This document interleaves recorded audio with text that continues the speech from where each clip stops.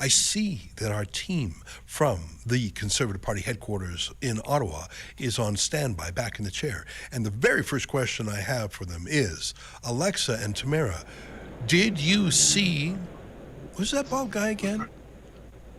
David Cochrane. No. David Cochrane from the CBC and Rosemary Barton. And if so, did they run away from you?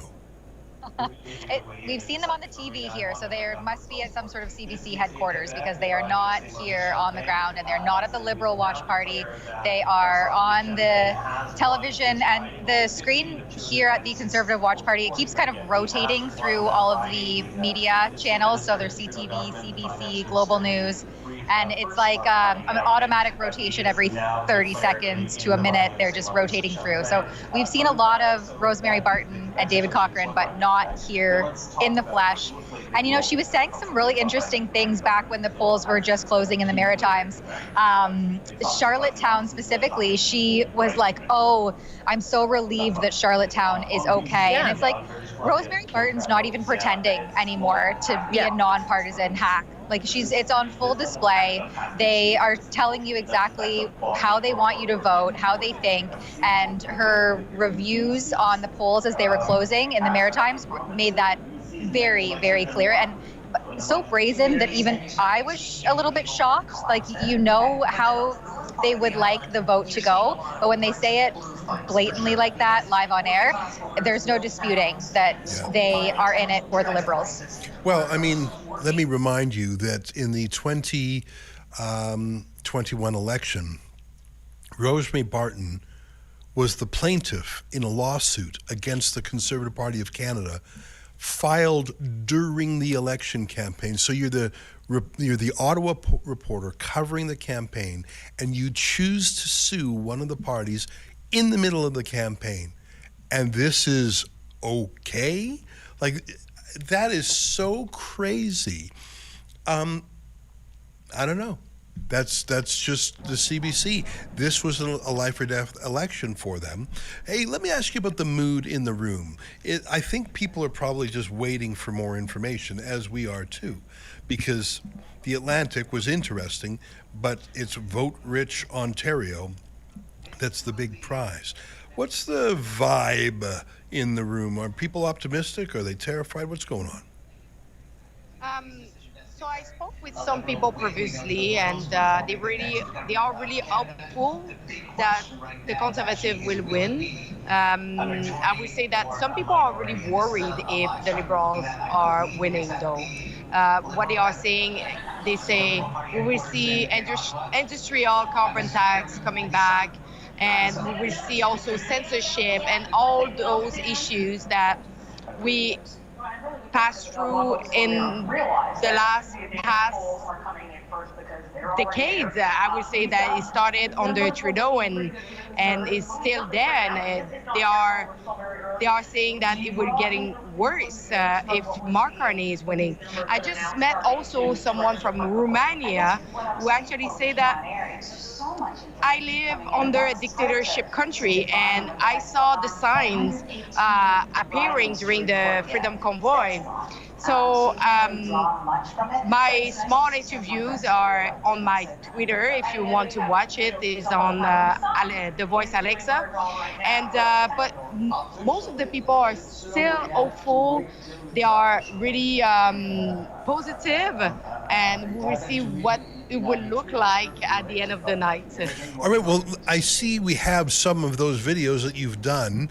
I saw you were talking to one of our friends, Elie Cantan-Nantel, if I'm pronouncing his name correctly. One of my favorite guys. He works for The Hub now, if I'm not mistaken. I think he's always interesting, but it looks like you talked to a couple people. Let's play that clip now.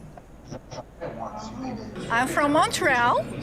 We just arrived to Ottawa, and I hope tonight there will be a change.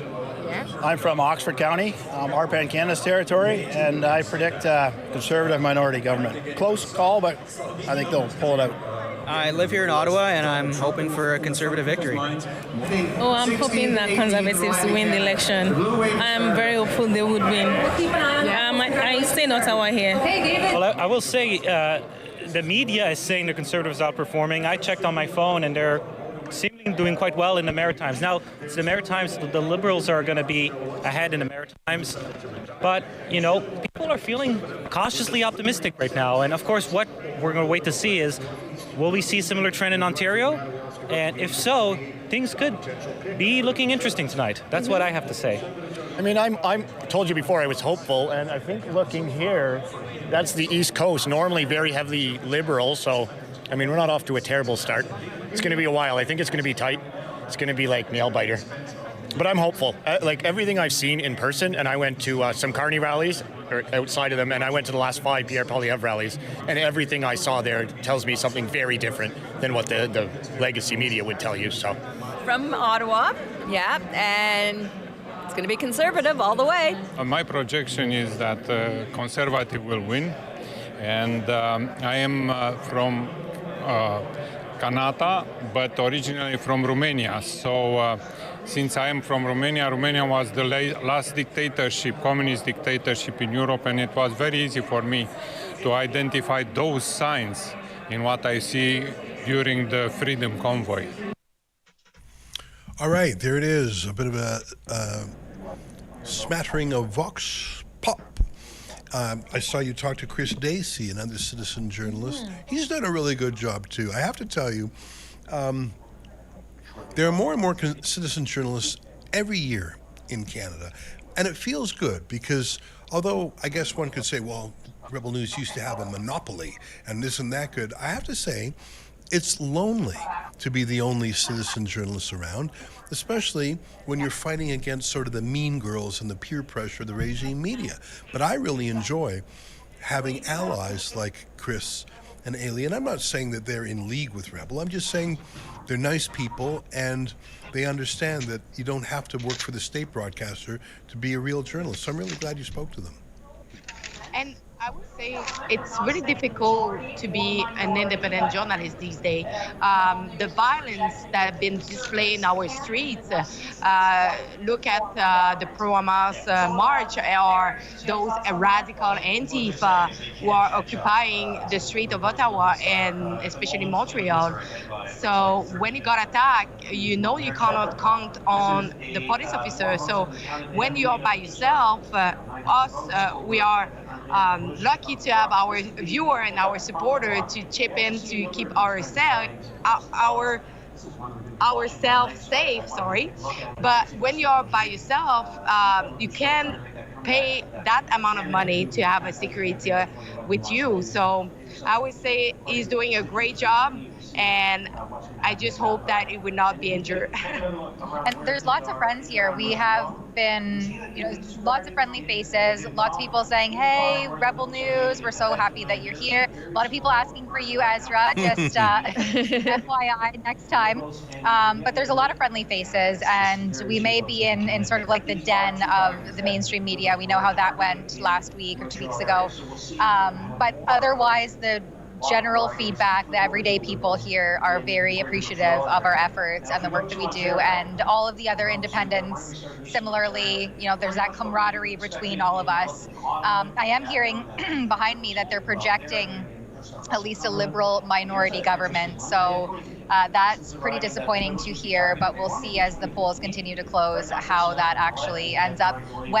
Every time the Conservatives win a new seat and the ticker goes up in the background, the feedback in the crowd, the people are cheering, they're excited, they're happy. So it would have been amazing to see, or will be amazing if the Conservatives win, to see that crowd and the energy and the vibe here just be so uplifting.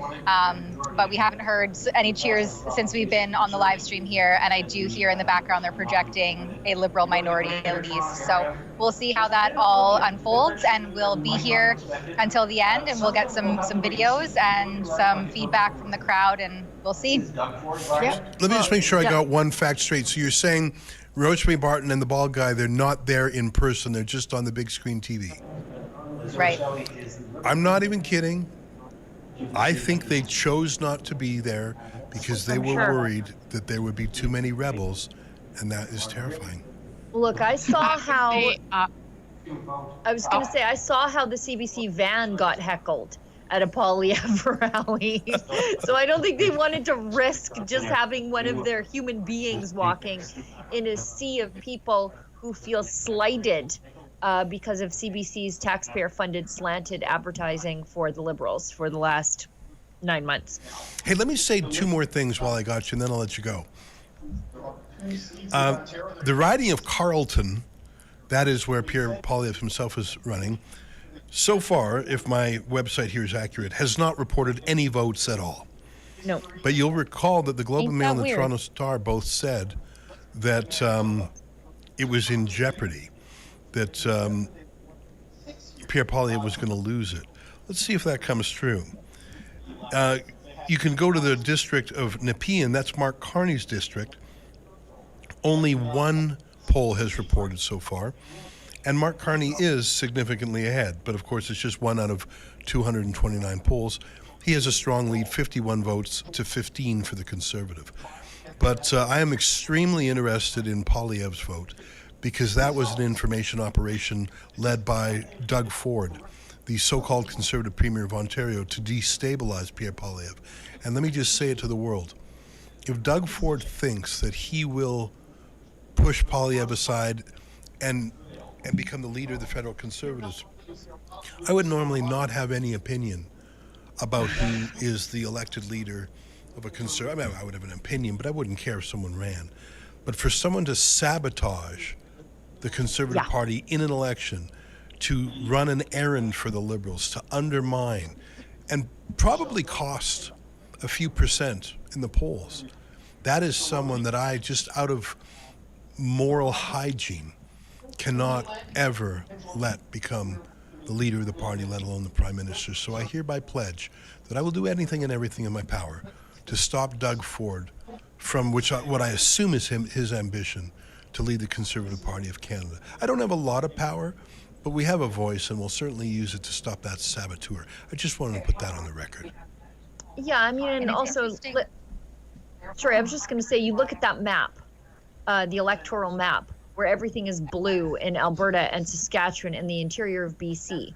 You take us out of the mix, there's never a Conservative government in this country ever again. And if you think that we are going to vote for that betrayer Judas, who screwed the country in the middle of a campaign, he's got another thing coming. We are the fundraising heart for the Conservative Party.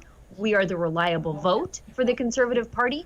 And if we're not there anymore, it's just, Canada is just the land of the Liberals from here on out.